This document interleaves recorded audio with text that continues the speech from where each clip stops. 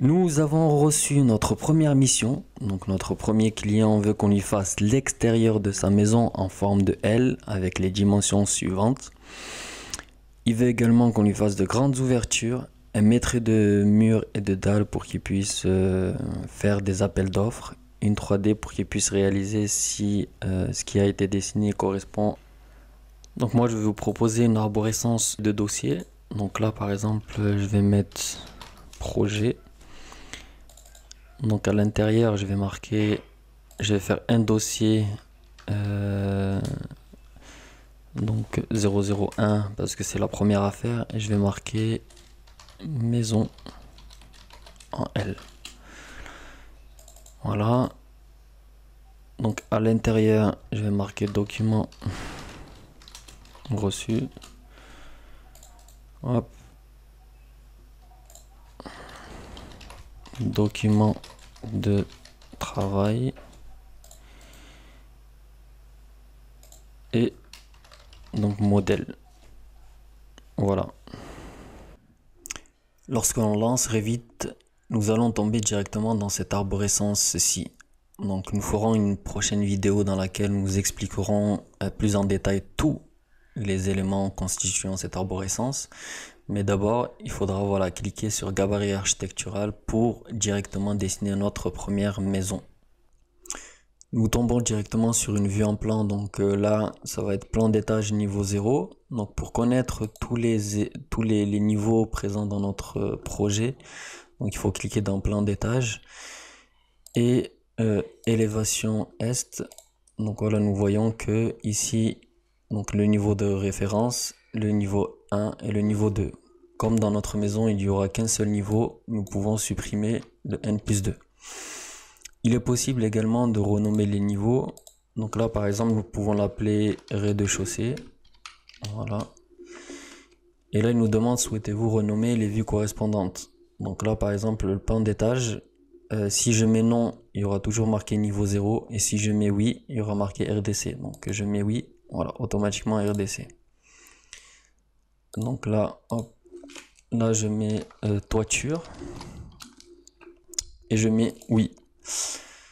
Nous revenons en fait au RDC. Donc il est possible aussi de diviser l'écran en deux pour mettre par exemple une vue en plan avec la vue 3D correspondante. Donc pour cela nous allons dans vue, ici mosaïque, faire un clic droit et ajouter à la barre d'outils rapide.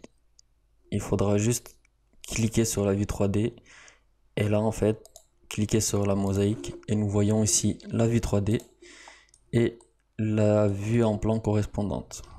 Donc maintenant nous allons dessiner donc tout ce qui est mur. Donc nous allons lui dire que le niveau inférieur c'est le rez-de-chaussée et le niveau supérieur ça va être le toit. Donc il nous calcule automatiquement la hauteur. Donc pour notre premier projet nous allons prendre donc 11 mètres, 5 mètres, 4 mètres, hop, 5 mètres,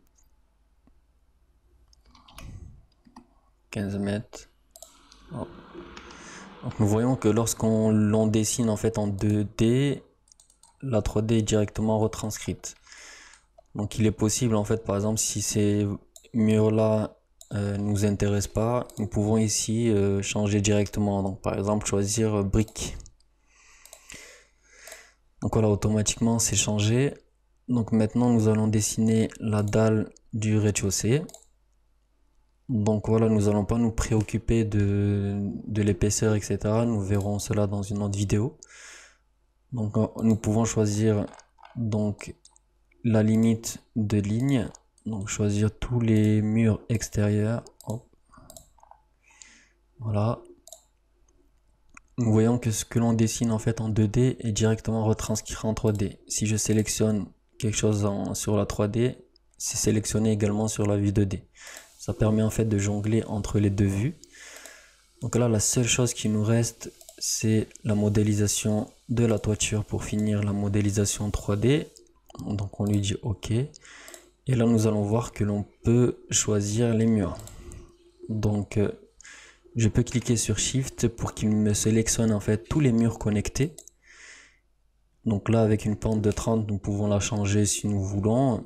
Voilà, je mets OK et voilà, la 3D est directement faite de la toiture.